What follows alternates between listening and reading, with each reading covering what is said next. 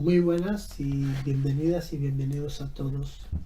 Muchas gracias por el apoyo que nos prestáis y por uniros a nuestra pequeña voz y hacer que nuestras reclamaciones se escuchen. No siempre tenemos éxito, o muy pocas veces tenemos éxito, pero sí que nos gusta dejar constancia. Y es lo que vamos a intentar hacer hoy. Dejar constancia histórica de un hecho acaecido en 1982 y que tuvo su repercusión en el 2012. Después de la guerra de Tetuán, los acuerdos de Wadras, la ampliación de límites, pues lo que fue la pequeña roca en la cual se establecieron los castellanos en 1496-97, amplió sus límites. Ya volveremos en otra publicación a hablar de esta ampliación, pero hoy simplemente recordar que las personas que vivían en ese perímetro, las personas que tenían sus tierras, las personas que tenían sus casas, los templos, todo lo que había dentro, pues tuvo que ser destruido algunas veces y expulsados los residentes otras, y las tierras perdidas. ¿Sabes qué? Son cosas que ocurrieron y ya he dicho, y volveremos sobre esto en el futuro. Lo que sí quiero dejar constancia es esa cantinela que los historiadores de Melilla no paran de repetir, que en Melilla nunca vivieron indígenas, musulmanes. Yo siempre les pregunto a qué Melilla se refieren, si a la Melilla histórica, la Merich de los Ephraim, o a esa pequeña roca de muy difícil habitabilidad en la cual se establecieron los castellanos. Pero que los historiadores melillenses, o en este caso los melillitas, pues recapaciten y en el futuro, cuando quieran tocar estos temas, lo hagan con un poquito más de verdad histórica. Siempre digo que la verdad histórica es algo que nos falta mucho en la historia de Melilla. Bueno, dicho esto, pues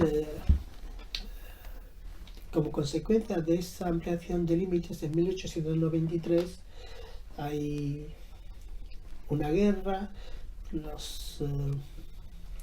hay los planes para construir un cuartel en los límites, cerca del cementerio de Sidi Guariach. Los Secaraín, los de Gelaya, se levantan en armas en contra de la construcción de ese cuartel. No, porque la historia melillita nos dice que se levantan por la construcción del cuartel. No, pues se levantan por dos motivos: por la construcción del cuartel y porque es un incumplimiento de los acuerdos firmados, en los cuales los Secaraín, la gente de Gelaya, estuvo muy implicada. Como ya digo, ya volveremos a eso.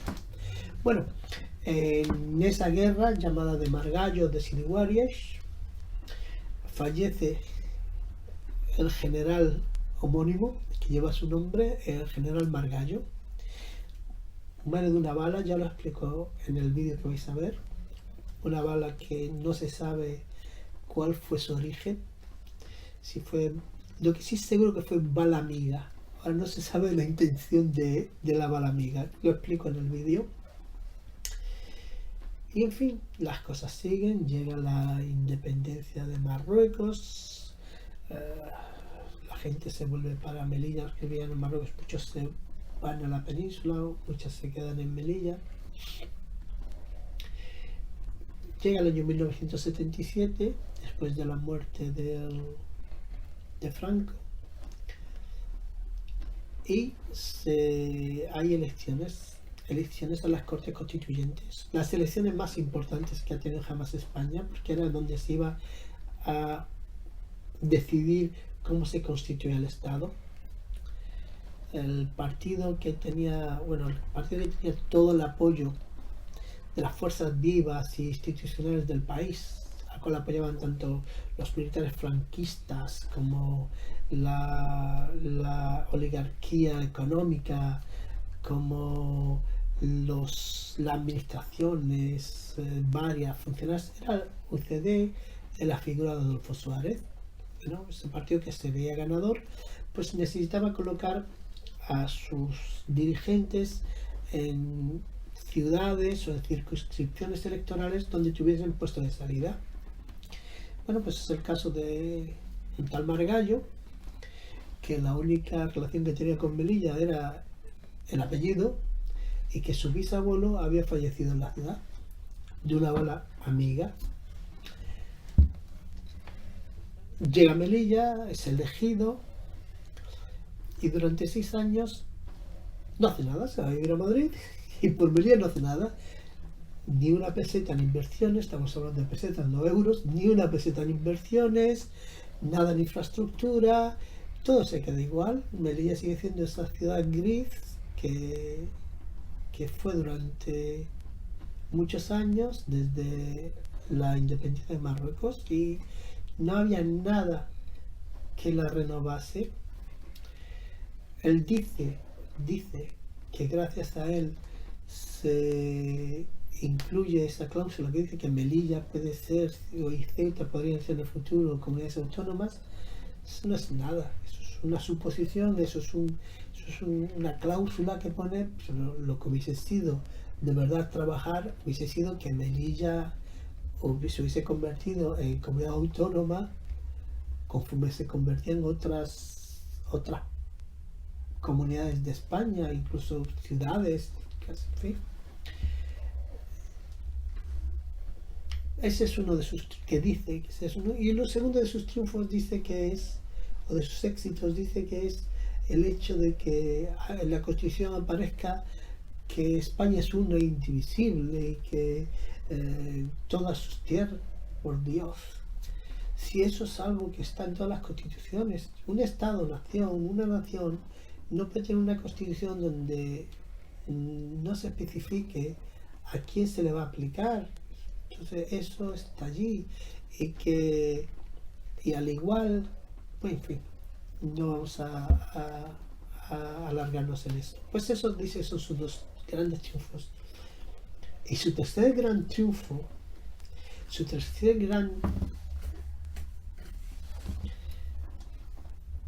gran trabajo por Melilla fue la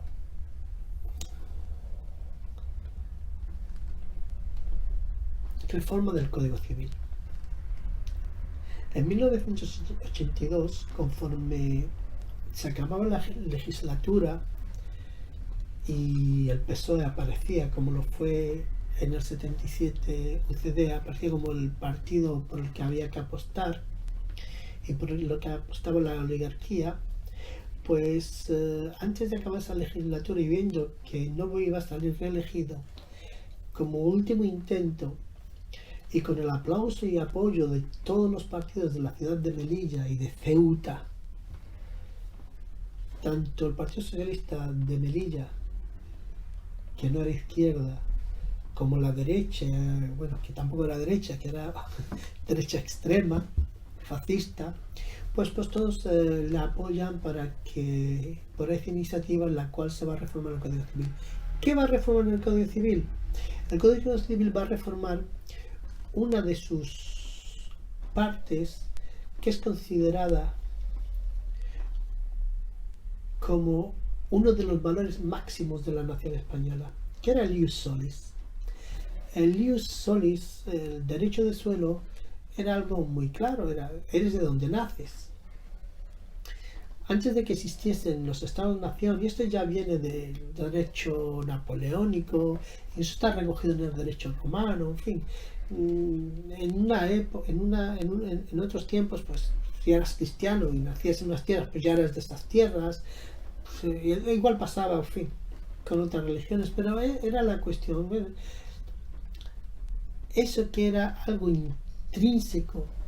intrínseco al derecho de suelo español, al derecho, al espíritu del ser español, de ser de donde naces, él lo elimina con su iniciativa. ¿Qué consigue con eso? Que a nivel nacional, en toda España, un derecho que era adquirido por cualquier persona que hubiese nacido en territorio español, lo perdía. Por el hecho de hacer de que por el hecho de obligar a los musulmanes de España, a los musulmanes melillenses, a la invasión de Melilla, a que no pudiesen alcanzar la nacionalidad española, él cambia una legislación para todo el país. En Melilla es aplaudido, ya sabéis, las gambas, ¿qué gambas? Los langostinos de la mar chica, ¿sabes? Y champán a raudales. Uf, lo amargo que les supo ese champán años después.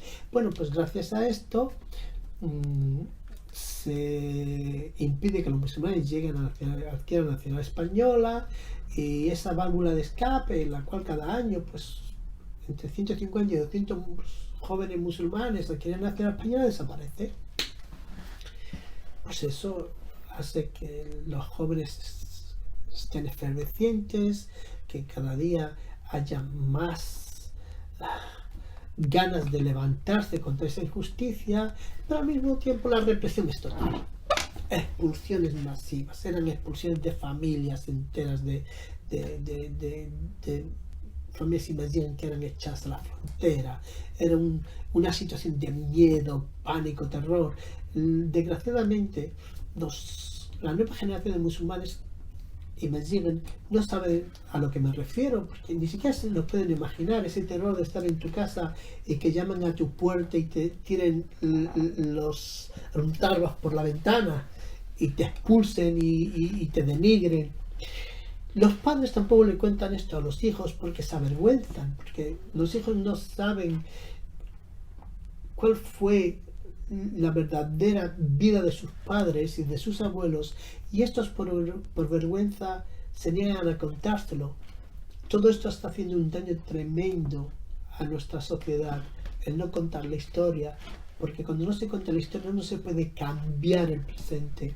Bueno, pues con esos complejos nos encontramos ahora, gente muy acomplejada por su pasado, y que hace que sus hijos, por desconocimiento, sigan siendo acomplejados y tengamos esas fantasías de ser lo que no somos. Bueno, pues después de tantos sufrimientos, llega el año 84, 85, 86, la lucha del colectivo musulmán de Melilla, pues se consiguen los derechos, los musulmanes son documentados, y llega el año 2012. Y Juan Josín Broda, alcalde de la ciudad, decide abofetearnos otra vez, denigrarnos, insultar nuestra dignidad, mancillar nuestra memoria histórica otra vez. Repito lo que en mi publicación anterior dije sobre el PSOE y esa iniciativa de dar una calle al difunto Gonzalo Hernández. Pues hacen hijo adoptivo de la ciudad a Margallo.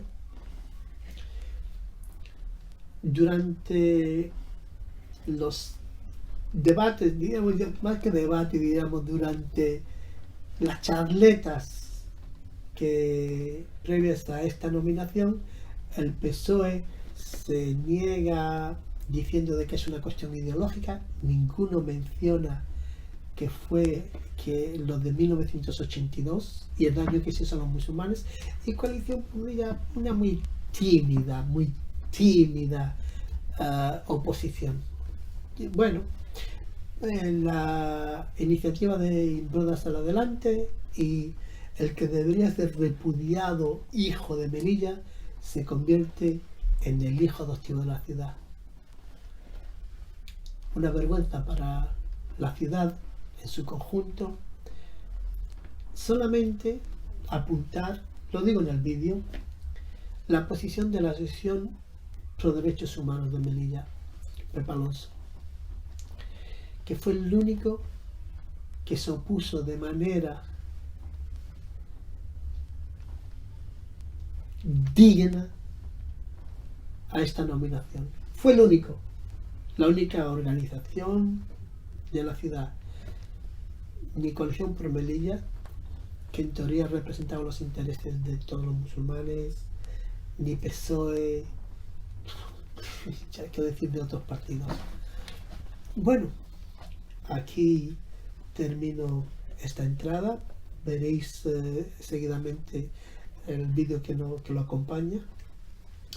Desde aquí, desear, después de la caña que le he dado, desearle una mejoría al doctor Abersham, al cual apreciamos, independientemente de que no tengamos ideas comunes en lo referente a lo que hemos tocado. Y también deseo un ratito corto y una pronta recuperación a nuestro amigo Jesús Morata. Bueno, un abrazo a todos.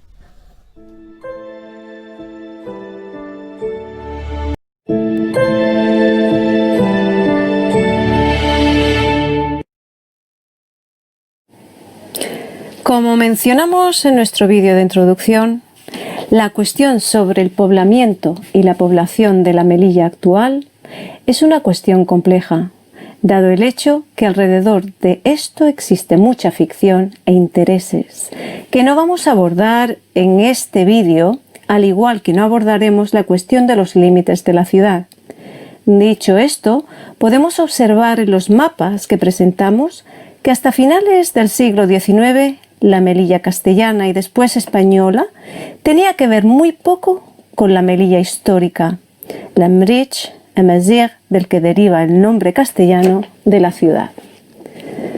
Así pues, antes de sostener, como sostienen algunos historiadores, sobre todo locales, que en Melilla jamás habitó población amazigh, deberían primero aclarar a qué Melilla se refieren, ya que, como mostramos en los mapas, hasta finales del XIX, la actual Melilla era en su 95% un territorio perteneciente a las tribus de Gelaya, y alrededor un 60% de las tierras pertenecían a los Eichishar y el resto a los Imzujin o Masusa.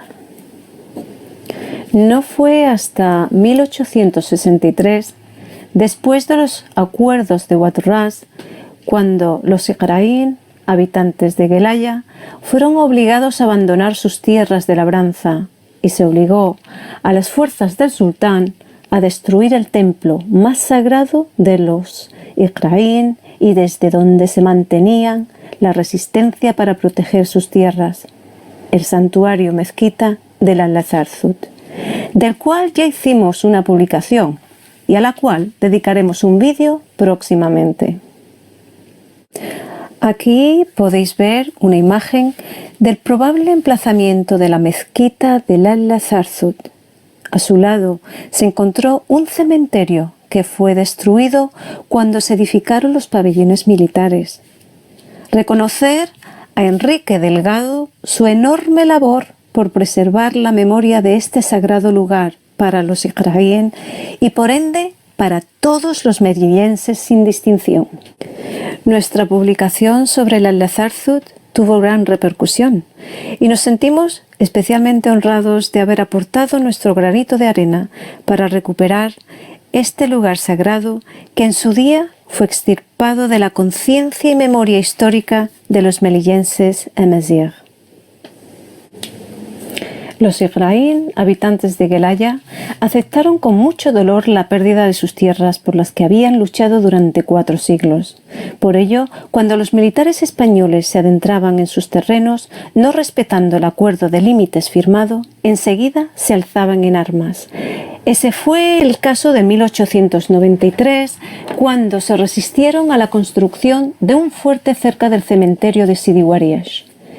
Los iqraín no se levantaron en armas solo por situarse este cuartel cerca del cementerio y de la tumba del santo patrón de Gelaya, sino porque esta construcción iba contra los acuerdos firmados. Como he dicho antes, volveremos a este tema en otro vídeo. En esta guerra llamada de Sidiwariash o de Margallo murió el general que da nombre a esta guerra, Margallo. Muerte que para unos fue accidental y para otros, como podéis ver en este documento, fue una ejecución a manos del que un día se convertiría en el presidente del directorio militar y luego civil, Primo de Rivera. Nunca pudimos imaginar, los Imazighen de Melilla, que esta muerte se convertiría en motivo de nuestra gran victoria casi 100 años después.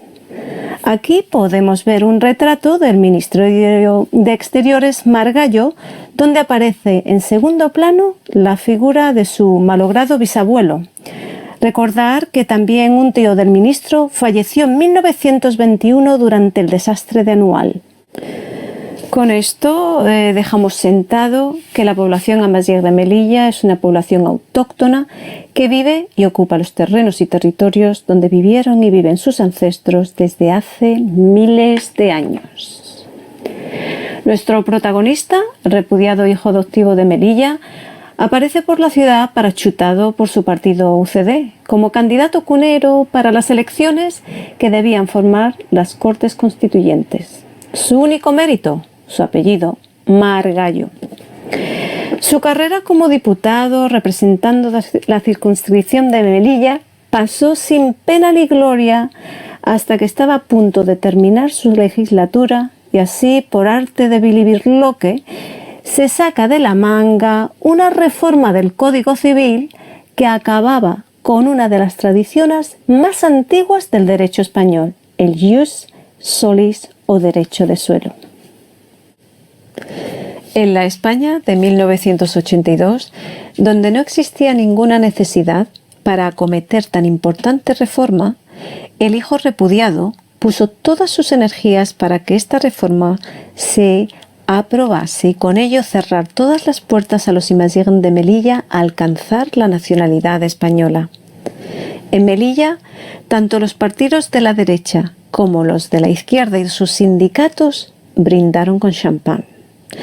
Recordar que en Melilla cada año entre 150 y 200 jóvenes Imazighen adquirían la nacionalidad española al cumplir los 18 años. El DNI en Melilla no significaba mucho, pero sí que habría posibilidades de una vida digna fuera de la ciudad. Como veis en esta imagen, el titular es claro y nítido. La reforma se hizo única y exclusivamente contra los Imazighen de Melilla y por tanto también de Ceuta. Dada la desesperación de los más jóvenes, la población amazigh de Melilla comenzó a rebelarse al mismo tiempo que las expulsiones de sus familias eran tristemente masivas.